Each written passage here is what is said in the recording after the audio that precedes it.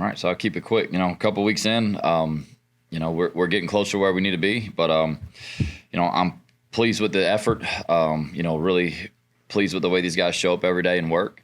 I think you talk about it, you put them in a lot of critical situations, and our emphasis and things we've talked about has been performance in critical situations. And that's what we're going to continue to do that and continue to figure out who's going to perform in those situations and who won't, and that's who you can count on Saturday. So, everything that we are working on right now is trying to figure out who those guys are today. And there's a lot of work that goes into being a good football team.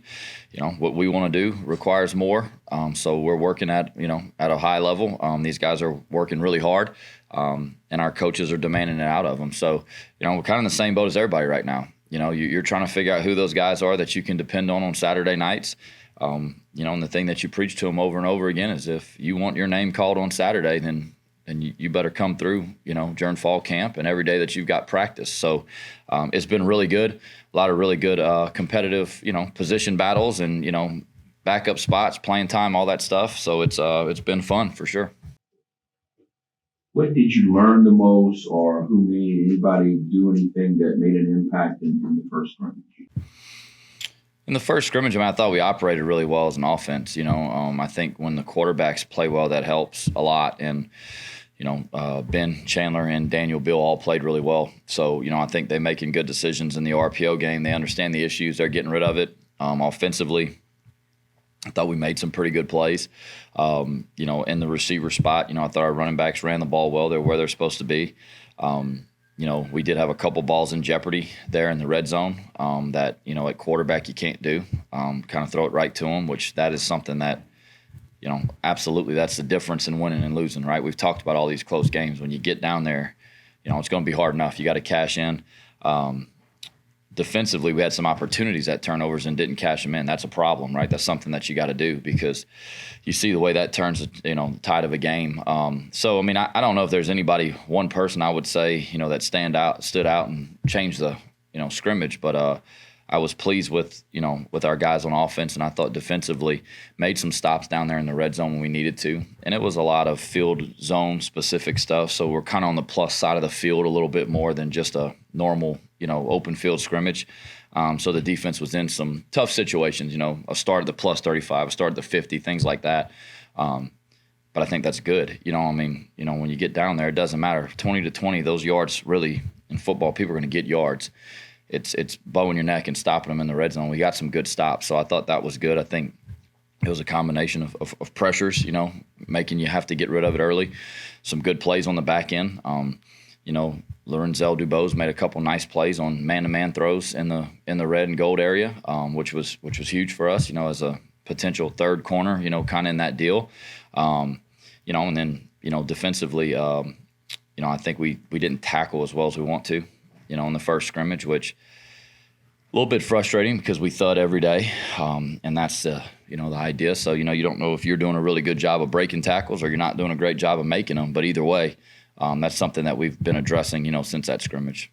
Third string quarterback battle. It sounds like Beal's trying to slide into it, or is Altman still available? Or? Yeah, everybody's available really except for Lunch. He's kind of got this arm deal that we're getting figured out. So I think we'll have some answers by the end of this week. But no, right now, if you had to play tomorrow, it's Daniel for sure as the third guy. But Sam's done some really good things. He's bright. He's really smart. He understands what we're doing. He's a good kid to be around too, man. Like he's fun to be around. He's listened. He's intent. He goes out there. He competes. But naturally, you don't win state championships if you're not that type of person. So, you see why he's been so successful, and he does a good job for us. If no one separates, which that cornerback really hadn't done in a long time, what's going to be the determining factor? It comes down to taking care of the ball. You have to take care of the football, and you got to make the easy plays look easy. Yeah, I don't know. I know it sounds ridiculous, but you have to make the easy plays look easy. That can't. The ones that you're supposed to have, you got to be 100% on that. And you're going to have to make contested throws. You have to make great throws and catches and all that stuff. And they're capable of all that. but you have to operate the offense day to day and do things that don't hurt our team. You have to do things that, if anything, all you do is enhance our team. And they're both really good players. I mean, I've said that 100 times before, and I'm in a great spot right now saying that I feel without a doubt that either one of them could win games for us.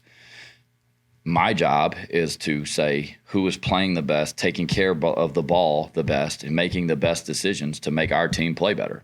And that's a good spot to be in because, at the end of the day, you feel like you got two guys that you believe in. And, the guy who ends up being second, doesn't make him feel a whole lot better that day, but our team believes in him. I mean, I've said that from the beginning. So I think when you have a quarterback battle like that, I know people always talk, well, what about chemistry? Our guys rotate with everybody. All right, so we've got plenty of throws between now and whenever we play the first game. So that is not a concern at all to me.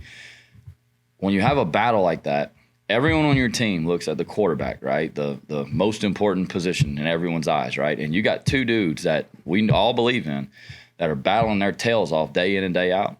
It makes your team better. Those guys don't ask for any special treatment. They go out there, they rotate with the ones and the twos, and they go take their reps, and they don't say a damn word. They just work. And that's why I love those two guys. There's no animosity in the room. They work. It's all business. They both want to be the guy, and that's why we're going to be in a good spot whenever we come out of this thing. So it's been what you expect. It's been two guys that are going out there, and they're operating at a really high level, and I think it brings the rest of our room along with them. Because, you're sitting there watching these two guys operate. You don't want to be the one that goes out there and can't get it done either. So it's elevated our team and our room for sure. So was the scrimmage the first time that the ball security issues came up? I mean, I'm not going to say like we haven't turned the ball over at all, but some of the decisions in there, I think they showed up a little bit more in the scrimmage, which is the kind of the closest thing that we get to a game. We don't get a preseason in college. But yeah, I mean, it's just, I think they've taken care of the ball for the most part pretty good. It's just that's going to be the deciding factor when you get through this whole thing is like, well, you're splitting hairs. You're trying to figure out who's the best. You're not trying to figure out, it'd be easier if it was like, okay, this guy's just not ready. Well, that's easier, but that's not best for us. Usually the best thing is the hardest thing. So, you got to figure out a way to split hairs. And that's what, that's what we're doing is keeping track of all those things and figuring out who's making all those routine plays look routine. We got good players around them. We're going to make plays in the throw game. They're going to make good decisions. It's just they have to make good decisions. And when we throw the ball and put it in jeopardy, that's not a good decision. That's hurting our team. It's a little bit early, I guess, but have you already started looking at Grambling maybe? Yeah, I mean, we've done a little bit of summer stuff on them. It's tough because they've had a head coaching change, which certainly means that, there's a lot of roster change. In the past couple of years, they've had a lot of attrition on the roster. So kind of who's there personnel-wise is kind of hard to figure. I mean, who's there, but, how they fit is hard to tell. They have a defensive coordinator who the last time he called it was 5 years ago, which, 5 years is a lifetime as a college football coach and a play caller. I mean, you change your philosophy and the way you see things. I mean, it changes drastically in 5 years. So, exactly what are they going to do? We don't know. He's been to a couple different places, obviously, since 2019. Had success at different places. So you'd imagine that, they're probably going to be kind of piecing some things together. And on offense, you kind of, for us defensively, it's kind of the same thing. Like, well, what pieces do they have, or do they feel like it fits? So it's the first game's always tough. I think you got to go out there and you got to run schemes on offense and defense that your team knows, that your players feel really confident executing, regardless of front coverage, whatever. And you got to go out there and it's got to be kind of like a camp rules game. Basically, hey, everything's on the table. We got to adjust it out. We got to figure it out. So we haven't spent a ton of time on it. Right now it's more about us than it is about anybody else. But yeah, we have looked at them a little bit, and you're trying to figure out, kind of put the pieces together to figure out exactly what it's going to look like, which we probably find out on kickoff on the 31st. We talked to Mason Narcisse yesterday, and obviously last season was very challenging for him. And what was it? And so he's talking about this being, going out in style and having this. What do you see from him right now? he's really focused right now, and he's really playing at a very high level. We were really excited about him last year in fall camp, and in the beginning of the year, obviously, when his father passed, I mean, that, it puts things into perspective pretty quickly, of what's important. And certainly for him, it rattled him and it shook him. And, he settled back in, and he's been great for us. He's playing really good for us on the inside. I mean, he's performing at a really high level. He's tough to block. He's quick, he's athletic, he's strong. So Mason's done a really good job for us. He's someone, again, we've talked about how important it is for us on that front to play well, and he's going to be a big part of it. So he's had a great camp. I think he's as bad as it sounds, kind of settle into to life and kind of what it's like after you lose the loved one. And that's always. It's hard, man. It just kind of rattles you, and especially, I mean, he's young. I'm fortunate. My mother and my father, I still pick up the phone. I can call them whenever I need. I mean, that's a tough thing to handle when you're that age. So, he's had to adjust to life, without his dad, and he's an only child. So, that adds to it. So he's he's adjusted well to it, and Mason's a great kid. They are a great family, and he's kind of moving along and figuring out kind of, what life looks like and his role for this team, and it's a big role. Coach Beckman mentioned that Kendrell has had some nice moments, including in the scrimmage. We kind of had a three-headed monster here we talked about, but what role could he play? What kind of progress has he made? Yeah, Kendrell's someone I'm really proud of. He had some really, like, people don't understand what some of these guys go through, had a terrible knee injury, had a hard time getting over it. The rehab process was difficult, didn't go like he planned, and he kind of just lost his way a little bit. And, guys like him are the guys that you love on your team. This spring there was just a real honest conversation with him. Like, hey, look, like, if you don't do these things and it doesn't become really important to you and it doesn't look like it is, you're never going to play. And, this summer, I mean, he completely changed. He gained almost 20 pounds, which he needed to do really badly. He's gotten himself healthy. Right now, he looks fast. He's a state champion in the 400. I mean, the guy has more state championships than probably the rest of the team combined by himself in high school. I mean, he's gotten himself back to where he is. We're not going to play 4, and that's too many to rotate. But he's got real special teams value. And I don't think there's been one year where we've gotten through the season where all 3 running backs that we played have made it through the year healthy. So he's got to be in position to be that third guy whenever we need him, and he'll be ready. And that's the thing that I'm just proud of him, because the conversation we had with him, it was not, it wasn't sugarcoat, it wasn't rainbows and butterflies. It was like, hey, like, you are not gonna play, you are not gonna travel, because right now this is what you're doing. You need to do this, this, this, and this to get there. And he said, yes, sir. And he made changes. So right now he's going to play a big role for us on teams. I mean, he flies down the field. I mean, punt, kickoff cover, different things like that. So he's going to have a role for us. And he's a guy that, you're really proud of. You're really proud of the changes that he's decided to make and how important football is to him. And, I couldn't be happier for him and for us. We just interviewed Jaden Duggar, and almost like a basketball player, or could pass as one. How does he fit in, and what role is he going to play on the team? He play a big role, the short of it. Yeah, so it's funny. He came in here and we OV'd him. He played safety, at Georgetown before he transferred here. And, you can tell he's tall on the tape, but you don't really know, right? So we come in, we do the official visit, and we make the players stand up and they introduce their family. And it's like he stood up out the chair and it's like he just kept going up, and everybody's kind of like, who in the heck is this guy? I don't know if I've ever been more impressed with someone, how naturally they've been able to handle moving from safety in the back end to being on the edge and being, right at the point of attack. And he's a natural pass rusher, which is unbelievable. He has it, and he's worked hard at it. He's extremely physical. He sets the edge. He uses his length well. Like, he does things really naturally that are just way ahead of the curve. I thought he'd be able to play 12 Sam only, and he'd be able to go out there and, and kind of play the edge and kind of surf and play the quarterback and things like that. Just thinking it's going to take him a couple years, just to develop that skill set. But Coach Giuliani and Coach Mouton have done a great job with him. They've worked really hard, and he's done the work. And I mean, he looks like he's been playing on the edge his whole life right now. He's tough. He can run.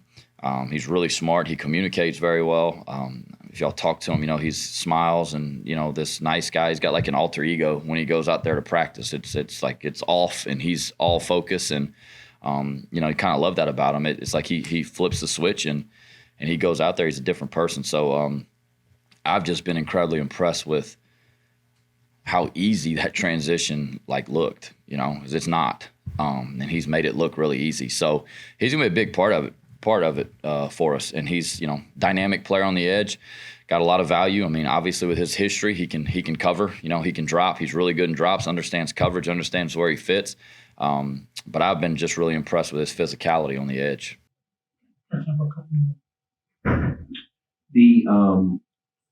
Are y'all okay health wise? Yeah. So, got through the scrimmage pretty good.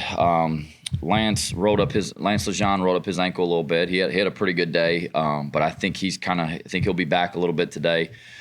Keon Martin had rolled his ankle the next day, which that's the one I was really worried about. It didn't look good, but he practiced the next day. So he's a little bit hobbled, but it's not as bad as we thought. Lunch is out right now. Jathan Caldwell's been out for a while. He's still not back. We had some tight ends that were a little bit banged up, but they're supposed to be coming back today. For practice, so that'll be good. I mean, relatively, yes. I mean, we're as healthy as you could ask for at this point. And we're going to continue to try to do things. I mean, we have hard days in there, but we built in our off days and we kind of tier things where they have rest and stuff like that. So, again, I think our strength staff has done a phenomenal job. There's some things that can't prevent, but they've helped us prevent a lot of the soft tissue injuries and things like that. That I think do come with being in really good shape and being strong and being flexible. And so luckily we've been able to avoid that, and hopefully it stays that way. Last year you just get hit in a couple spots, man, where you're thin, and all of a sudden it's a problem, And so, injuries are going to happen. It's an ugly part of the game, but you just hope it's kind of in the right spots where you can manage it until you get those guys back. And Bayless was out from the beginning with a hamstring. He should be starting to get back. He's been doing Indy and things like that. He should be able to get back into it this week too. We chatted with Caden Morrow today too. What have you been most impressed with in terms of his development the last couple of years and what he's bringing to that group right now? He's a veteran now. I mean, and he's playing like it. The best thing that happened for him was Jax had a little bit of a foot injury in the spring, and so we kind of limited him, in and out. And and I don't mean this as a knock to Jax. Obviously, I think Jax is a great player. When Caden was in, he didn't really miss a beat. Kind of didn't notice it. So I think that built a lot of confidence in him. Right now, between him, Quentin, and Bryant, those are like our 6, 7, 8, or I'm sorry, I guess 6 and 7, right? Because one of them is going to start at tackle. We're just rolling him in at guard and center to give those other guys a break so he gets his feet wet and gets used to it. So he's definitely right now, I mean, he's going to play every game for us. He's going to be a good player for us. And he's worked really hard to get himself in that role. So, really, really pleased with Caden and his development. He's a guy that we always thought was a really good player when we were recruiting him. Didn't have time initially. That was kind of one of the things, whenever we had some attrition at the end of that first year, we were able to sign Caden, and we knew that was a really good get, and he's worked hard to put himself in that position. So he brings a veteran experience that, was he a redshirt sophomore, I guess? It's hard to keep track anymore.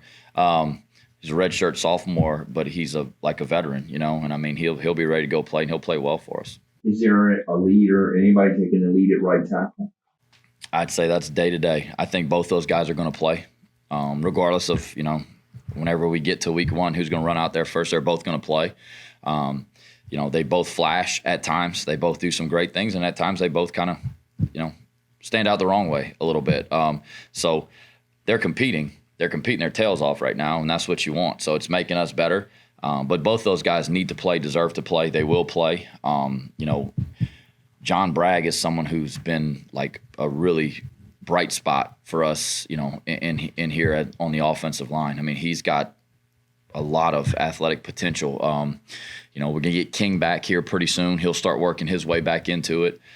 So, you got some answers in there, but right now Q and Brian are the two at right tackle, and they do some really good things. And, it's kind of back and forth, I would say. I wouldn't say that,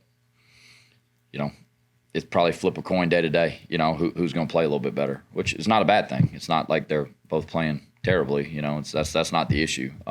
There's just who's playing better.